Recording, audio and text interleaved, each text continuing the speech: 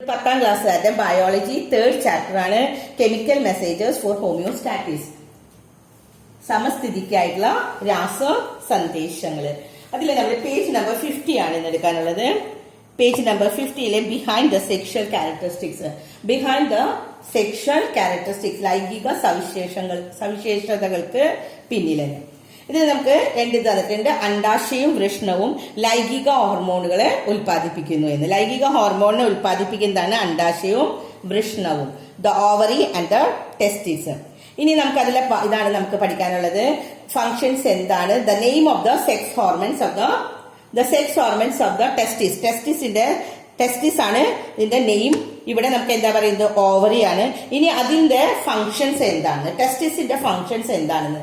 It control the secondary sexual characters, change in the voice, growth of the hair, development of the reproductive organs and the sperm production ആണെന്ന്. ടെസ്റ്റോസിന്റെ functions. അപ്പോൾ ടെസ്റ്റോസിന്റെ ഭാഗങ്ങളാണ് പറഞ്ഞു. ടെസ്റ്റോസിൻ ദ്വിതീയ ലൈംഗിക സവിശേഷതകളാണ് ശബ്ദമാറ്റം, രോമവളർച്ച, ലൈംഗിക അവയവങ്ങൾക്കുള്ള വളർച്ച, പിന്നെ ബീജോത്പാദനം. അടുത്തത് നമ്മൾ പഠിക്കാനുള്ളത് ഓവറിയിലാണ്. ഓവറിയിലെ ഈസ്ട്രോജനും പ്രോസ്ട്രോജനും രണ്ടെണ്ണുണ്ട്. അതിന്റെ രണ്ടിന്റെയും ഫങ്ഷൻസ് നമുക്ക് പഠിക്കണം. എന്താണ് ഈസ്ട്രോജൻ, എന്താണ് പ്രോസ്ട്രോജൻ? ദ്വിതീയ ലൈംഗിക സവിശേഷതകളുണ്ട് ഇതിനും. അണ്ടോത്പാദനം, ആർത്തവ ചക്രം എന്നിവയുടെ നിയന്ത്രണമുണ്ട്. പിന്നെ പ്രോസ്ട്രോജൻ എന്ന് പറഞ്ഞാൽ അണ്ടോത്പാദനം, ആർത്തവ ചക്രം, ഭ്രൂണത്തെ ഗർഭാശയത്തിൽ നിലനിർത്തുക എന്നിവ നിയന്ത്രിക്കുന്നതൊക്കെ പ്രോസ്ട്രോജൻ ആണ്. Estrogen and progesterone. ഇതിന്റെ functions, it controls the secondary sexual characters ആണ്. Ovulation, menstrual cycle etcetera. ഇനി പ്രൊജസ്റ്ററോൺ എന്താണ് ചെയ്യുന്നത്? Progesterone control the ovulation, menstrual cycle, പിന്നെ implantation of embryo in the uterus. ഇനി അടുത്ത് നമുക്ക് പഠിക്കാനുള്ളത് പ്രൈം കൺട്രോൾ ആണ്. പ്രൈം കൺട്രോളിൽ നമ്മൾ നേരത്തെ പറഞ്ഞതാണ് TSH, ACH ഒക്കെ. പ്രൈം കൺട്രോൾ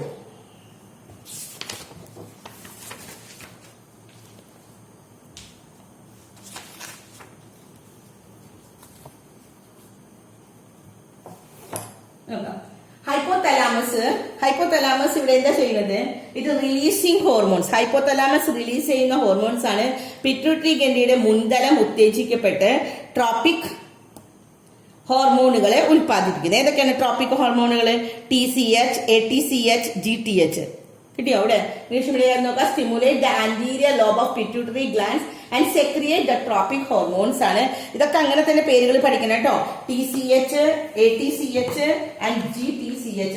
ഇതിന്റെയൊക്കെ നമ്മൾ നേരത്തെ ഫുൾ ഫോം പറഞ്ഞതാണ്. TCH എന്ന് പറഞ്ഞാൽ എന്താണ്? തൈറോയ്ഡ് സ്റ്റിമുലേറ്റിംഗ് ഹോർമോൺ അല്ലെ. പിന്നെ ATCH, ACTH എന്ന് പറഞ്ഞാൽ എഡ്രീനോ കോർട്ടിക്കോ ട്രോപ്പിക് ഹോർമോൺ ആണ്. പിന്നത്തെ അടുത്തത് GTH എന്ന് പറഞ്ഞു കഴിഞ്ഞാൽ ഗൊനാഡോ ട്രോപ്പിക് ഹോർമോൺസ് ആണ്. ഇതിന്റെ ഫുൾ ഫോമുകൾ നമ്മൾ പഠിച്ചിരിക്കുന്നതാണ് കഴിഞ്ഞ പേജിൽ കേട്ടോ. അടുത്തത് പിന്നെ അത് ഇൻഹിബിറ്ററി ഹോർമോൺസ്. എന്താണ് ഇൻഹിബിറ്ററി ഹോർമോൺസ് ചെയ്യുന്നത്? ഇൻഹിബിറ്ററി ഹോർമോൺസ് പിറ്റ്യൂട്ടറി ഗ്രന്ഥിയുടെ മുൻതലത്തില് ട്രോപ്പിക് ഹോർമോണുകളുടെ ഉൽപാദനത്തെ തടയുകയാണ് ചെയ്യുന്നത്. It inhibits the production of the tropic hormones in the anterior lobe of the pituitary glands. അപ്പൊ ഇതെന്താണ് ഇവിടെ പറയുന്നത്? റിലേഷൻ ബിറ്റ്വീൻ ദ ഹൈപ്പോതലാമസും പിറ്റ്യൂട്ടറി ഗ്ലാൻഡ്സും. അത് തമ്മിലുള്ള റിലേഷൻ ആണ് ഇവിടെ കാണിക്കുന്നത്. ഹൈപ്പോതലാമസും പിറ്റ്യൂട്ടറി ഗ്രന്ഥിയുമായിട്ടുള്ള ബന്ധമാണ് ഇവിടെ കാണിച്ചിരിക്കുന്നത്. ഇനി നമുക്ക് ഇവിടെ ഇതാണ് പഠിക്കാനുള്ളത്. വിവിധ തരം റിലീസിംഗ് ഹോർമോൺസ്. റിലീസിംഗ് ഹോർമോൺസ് നമ്മളിവിടെ പറഞ്ഞല്ലേ. ഈ റിലീസിംഗ് ഹോർമോൺസ്, വിവിധ തരം റിലീസിംഗ് ഹോർമോൺസ് ഉണ്ട്. ഇൻഹിബിറ്ററി ഹോർമോണുകൾ എന്നിവ ഉൽപ്പാദിപ്പിച്ച് ഹൈപ്പോതലാമസ് പിറ്റ്യൂട്ടറി ഗ്രന്ഥിയും അതുവഴി അന്തസ്രാവി ഗ്രന്ഥിയും മൊത്തമായിട്ട് നിയന്ത്രിക്കുകയാണ് ചെയ്യുന്നത്. അപ്പൊ പിറ്റ്യൂട്ടറി ഗ്രന്ഥി എന്താ ചെയ്യുന്നത്? അന്തസ്രാവി ഗ്രന്ഥിനെ ഉൽപ്പാദിപ്പിച്ച ഹൈപ്പോതലാമസ് ആണ് പിറ്റ്യൂട്ടറി ഗ്രന്ഥിയെയും അതുവഴി അന്തസ്രാവി വ്യവസ്ഥേനെ തന്നെ മൊത്തമായിട്ട് നിയന്ത്രിക്കുന്നത്. എന്തുകൊണ്ടാണെന്ന്? ഈ റിലീസിംഗ് ഹോർമോണും ഇൻഹിബിറ്ററി ഹോർമോൺ, ഇത് രണ്ട് ഹോർമോൺ ഉൽപ്പാദിപ്പിക്കുകയാണ് ചെയ്യുന്നത്. ഈ രണ്ടു തരം ഹോർമോണിനെ ഉൽപ്പാദിപ്പിച്ചിട്ട് അത് ആരാ ഉൽപ്പാദിപ്പിക്കുന്നത്? ഹൈപ്പോതലാമസ് ആണ്. ഹൈപ്പോതലാമസ് ഇത് രണ്ടും ഉൽപ്പാദിപ്പിച്ചിട്ട് ആരൊക്കെ നിയന്ത്രിക്കുന്നുണ്ട്? പിറ്റ്യൂട്ടറി ഗ്രന്ഥിനെ നിയന്ത്രിക്കുന്നുണ്ട്. അതുവഴിയിട്ട് അന്തസ്രാവി വ്യവസ്ഥേനെ ഫുൾ അങ്ങോട്ട് നിയന്ത്രിക്കുകയാണ് ചെയ്യുന്നത്.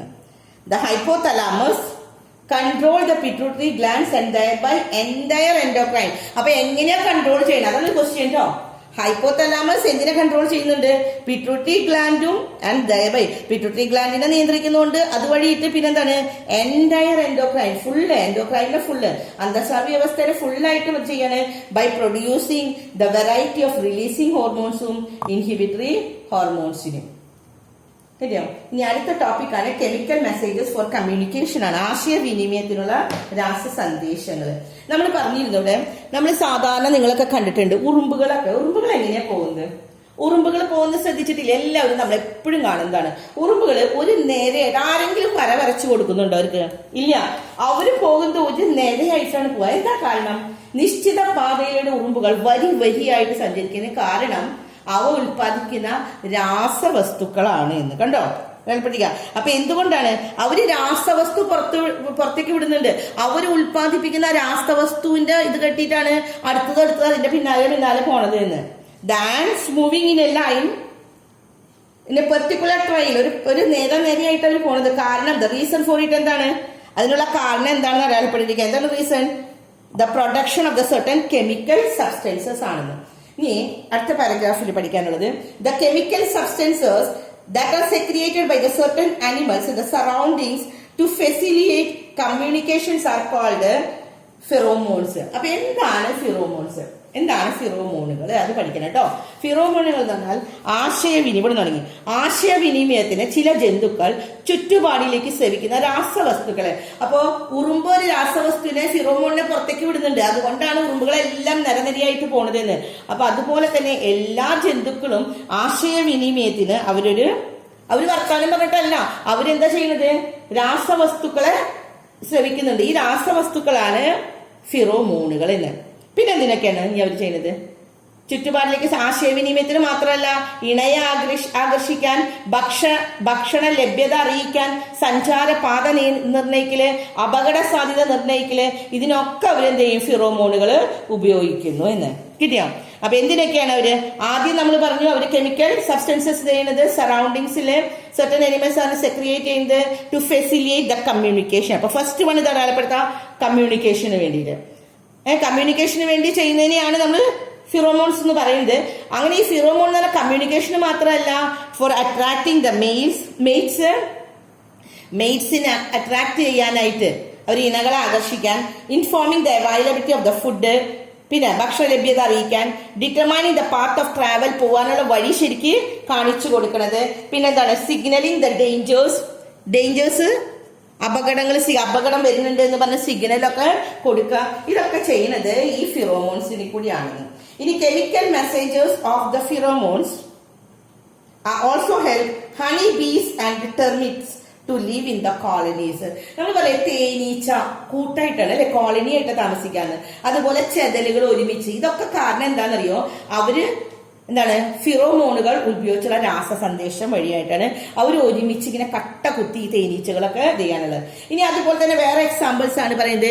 കസ്തൂരി മാനിലെ കസ്തൂരി, വെരിഗിലെ സിവട്ടോൺ, വെരിഗ് എന്ന് പറഞ്ഞല്ലേ അതിന്റെ സിവട്ടോൺ, പിന്നെ പെൺപട്ടുനൂൽ ശലഭത്തിലെ ബോംബിക്കോൾ എന്നിവ ഫിറോമോണുകൾക്ക് ഉദാഹരണമാണ്. അപ്പൊ എക്സാമ്പിൾസ് ഫോർ ഫിറോമോൺസിനുള്ള എക്സാമ്പിൾസ് ആണ് the muscone in the musk ഡിയറിൽ കസ്തൂരി മാനിനുള്ള കസ്തൂരി, civetone in the civet cat, പിന്നെ bombykol in the female silkworm, പട്ടുനൂൽപ്പുഴു ഇല്ലേ, പെൺപട്ടുനൂൽപ്പുഴുവിന്റെ ശലഭത്തിലെ ബോംബിക്കോൾ എന്നിവ ഫിറോമോണുകൾക്ക് ഉദാഹരണമാണ്. അടുത്തത് കാർഷിക മേഖലയിലെ കൃത്രിമ ഫിറോമോണുകൾ കീടനാശിനി മാർഗം അവലംബിച്ച് വരുന്നുണ്ട്. നമ്മുടെ കാർഷിക മേഖലയിൽ കൃത്രിമമായിട്ടുള്ള ഫിറോമോൺ, ഇതൊക്കെ ശരിക്കും അവര് നാച്ചുറൽ ആയിട്ടുള്ള ഫിറോമോൺസ് ആണ് അല്ലെ. ഫിറോമോൺ എന്താണെന്ന് മനസ്സിലായില്ലേ? ഫിറോമോൺ എന്ന് പറഞ്ഞാൽ എന്താണ്? ആശയവിനിമയത്തിന് ജന്തുക്കള് ചുറ്റുപാട് ശ്രവിക്കുന്നതാണ്. പിന്നെ കുറെ സാധ്യതകൾ നമ്മൾ പറഞ്ഞു കഴിഞ്ഞു അല്ലെ. ഇനി അടുത്ത പേജില് നമ്മൾ പറഞ്ഞു ഇനി മൃഗങ്ങളിൽ മാത്രമല്ല സസ്യങ്ങളിലും നമ്മൾ ഹോർമോണുകളുടെ ഇത് കാണിക്കുന്നുണ്ട്. എന്താണ് സസ്യങ്ങളിൽ കാണുന്നത്? സസ്യങ്ങളിലും ഹോർമോണുകൾ. അടുത്ത ടോപ്പിക് കിട്ടിയില്ല എല്ലാവർക്കും? Page number 52.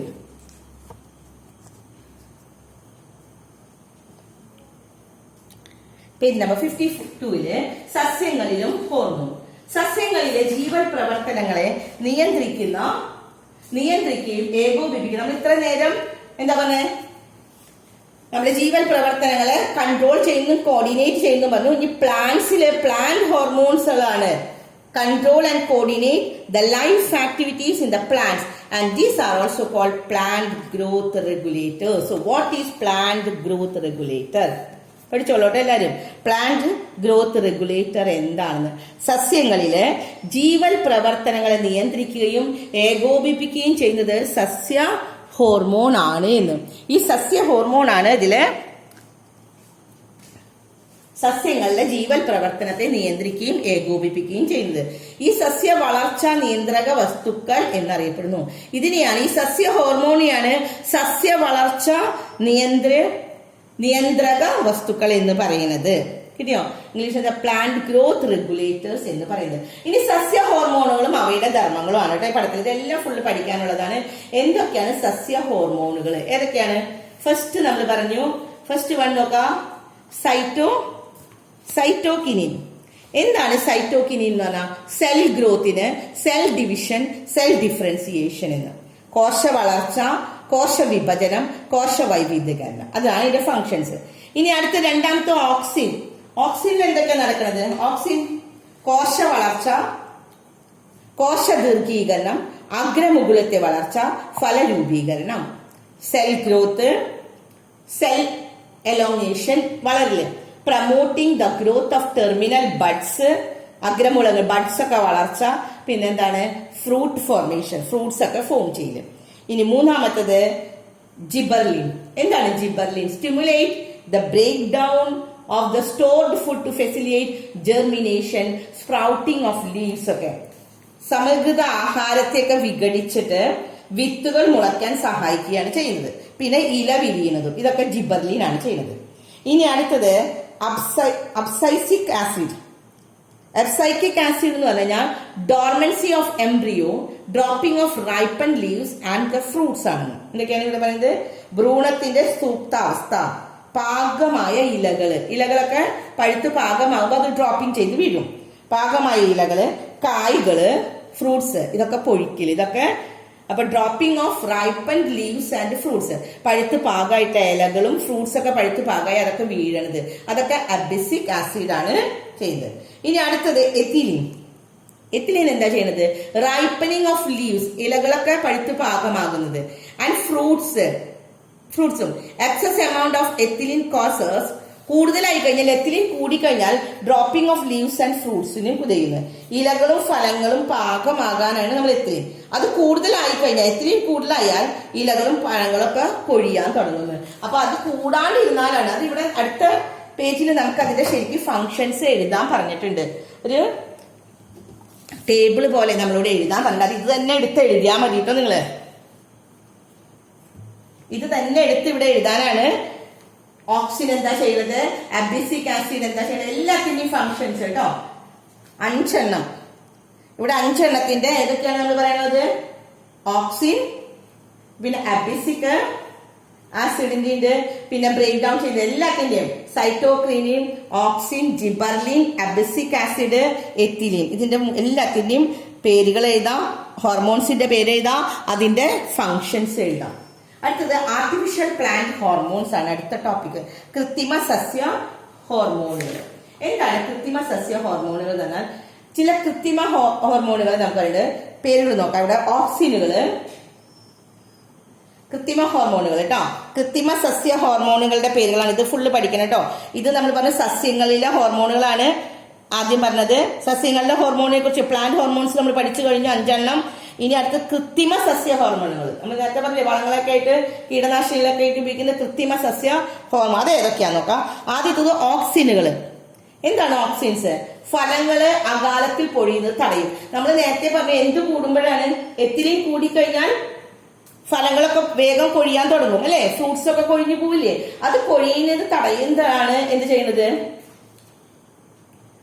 ഈ ഓക്സിനുകൾ. ഫലങ്ങൾ അകാലത്തിൽ പൊഴിയുന്നത് തടയല്, വേര് മുളപ്പിക്കല്, കളകളെ നശിപ്പിക്കല് എന്നിവ ആവശ്യങ്ങളായി കാർഷിക മേഖലയിൽ ഉപയോഗിക്കുന്നതാണ് ഓക്സിനുകൾ.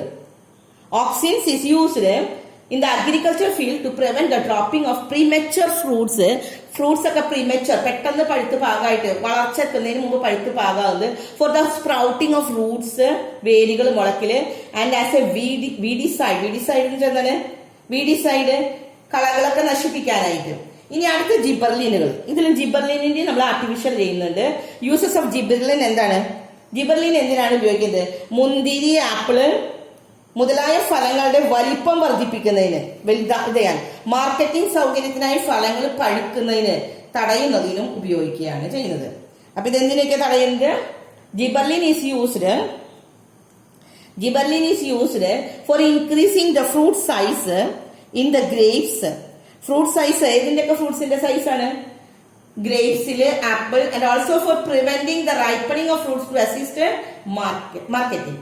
ഇനി അടുത്തതാണ് എത്തിലിൻ. എത്തിലിൻ എന്ന് പറഞ്ഞാൽ എന്താണ്? എത്തിലിൻ എന്ന് പറയുന്നത് ഇവിടെ പൈനാപ്പിൾ ചെടികളിൽ ഒരേ സമയം പുഷ്പിക്കാൻ, അവിടെ അപ്പോഴിപ്പോഴും ഓരോന്ന് മുളച്ചു കഴിഞ്ഞാൽ ഈ ബിസിനസ് പരമായിട്ട് വലിയ കൃഷിയൊക്കെ നടക്കുന്നവർക്ക് ബുദ്ധിമുട്ടാവും. അവർക്ക് ഒരുമിച്ച് അത് പുഷ്പിച്ച് ഒരുമിച്ച് അതില് ഫലങ്ങൾ ഉണ്ടായാലാണ് അവർക്ക് കൊടുക്കാൻ പറ്റുള്ളൂ. ഇതൊക്കെ പൈനാപ്പിൾ ചെടികൾ ഒരേ സമയം പുഷ്പിക്കാൻ, പിന്നെ അതേപോലെ തക്കാളി, ചെറുനാരങ്ങ, ഓറഞ്ച് തുടങ്ങിയ പഴങ്ങള് പഴുപ്പിക്കാനും ഒക്കെ എത്തിലിനാണ്. എത്തിഫോൺ എന്ന പേരിൽ ദ്രാവക രൂപത്തിൽ ലഭിക്കുന്ന പദാർത്ഥം റബ്ബർ മരങ്ങളിൽ ഉപയോഗിക്കുമ്പോൾ എത്തിലിനായി മാറി റബ്ബർ പാൽ ഉൽപാദനം വർദ്ധിക്കും. അപ്പൊ റബ്ബർ പാലിന്റെ അവിടെ നമ്മൾ എന്ത് ചെയ്യുന്നത്? റബ്ബർ പാലിന്റെ ഇതിന് കൂടാനായിട്ട് നമ്മൾ ഉപയോഗിക്കുന്നത് ഏതാണ്? എത്തിഫോൺ എന്ന പേരിൽ ദ്രാവക രൂപത്തിൽ ലഭിക്കുന്ന പദാർത്ഥം എത്തിഫോൺ ട്ടോ. അത് എത്തിലിനാണ്. അത് ഉപയോഗിക്കുക എത്തിലിനായി മാറി അത് റബ്ബറിൽ പാല് ഉൽപ്പാദിപ്പിക്കുന്നു. അപ്പൊ നോക്കാം എത്തിലീൻ എന്താണെന്ന് നോക്കാം. ഏതൊക്കെ ചെടികളിലാണ് നമ്മൾ ഉപയോഗിക്കുന്നത്? പൈനാപ്പിൾ ചെടികൾ ഒരേ സമയം പുഷ്പിക്കാൻ, പിന്നെ തക്കാളി, ചെറുനാരങ്ങയൊക്കെയാണ് അല്ലെ. അപ്പോ ethylene is use for the flowering of pineapple plants at a time and for the ripening of tomato, lemon, orange etcetera. Ethephon ethephon എന്ന് പറഞ്ഞ കെമിക്കലാണ് നമ്മൾ ഉപയോഗിക്കുന്നത്. Chemical which is available in the liquid form. ലിക്വിഡിന്റെ ഫോമിലുള്ള ഒരു ethephon ആണ് gets transformed into ethylene when use in the rubber trees to increase the production of latex. ഇനി അടുത്തത് അബിസിക് ആസിഡ്. പഴവർഗ സസ്യങ്ങളിൽ ഒരേ സമയത്ത് വിളവ് നടത്താനാണ് അബിസിക് ആസിഡ് ഉപയോഗിക്കുന്നത്. It is use four harvesting the fruits at the same time. ഒരേ സമയത്ത് നമുക്ക് ഇത് ചെയ്യാനാണ്. അപ്പൊ നമ്മളിപ്പോ പ്ലാന്റ് ഹോർമോൺസിനെ കുറിച്ച് നമ്മൾ പഠിച്ചു കഴിഞ്ഞു. അത് കെമിക്കലായിട്ട് നമ്മൾ ഉണ്ടാക്കുന്ന ഹോർമോൺസിനെ കുറിച്ച്, ആർട്ടിഫിഷ്യൽ ആയിട്ടുള്ള പ്ലാന്റ് ഹോർമോൺസ് നമ്മൾ 4 പഠിച്ചു കഴിഞ്ഞു. അപ്പൊ നമ്മുടെ ഈ പാഠം ഇവിടെ അവസാനിക്കുകയാണ്. നമ്മൾ ഹോർമോൺസിനെ കുറിച്ചാണ്. നമ്മുടെ 3rd ചാപ്റ്റർ ആണ് ബയോളജിയിലെ കെമിക്കൽ മെസ്സേജസ് ഫോർ ഹോമിയോസ്റ്റാറ്റിസ്. അതിൽ നമ്മൾ ഓരോ ഗ്ലാൻസിനെ കുറിച്ച് പറഞ്ഞു. ആ ഗ്ലാൻസ് പ്രൊഡ്യൂസ് ചെയ്യുന്ന ഹോർമോൺസിനെ കുറിച്ച് പറഞ്ഞു. ഇനി ഹ്യൂമൻ ബീയിങ്സിൽ മാത്രമല്ല പ്ലാന്റ്സിലും ഉണ്ട് ഹോർമോൺസുകൾ അല്ലെ. അതിനെ കുറിച്ചൊക്കെ നമ്മൾ പറഞ്ഞു കഴിഞ്ഞു. അപ്പൊ നമ്മുടെ ഇന്നത്തെ ക്ലാസ് നമ്മൾ അവസാനിക്കുകയാണ്. ഓക്കെ.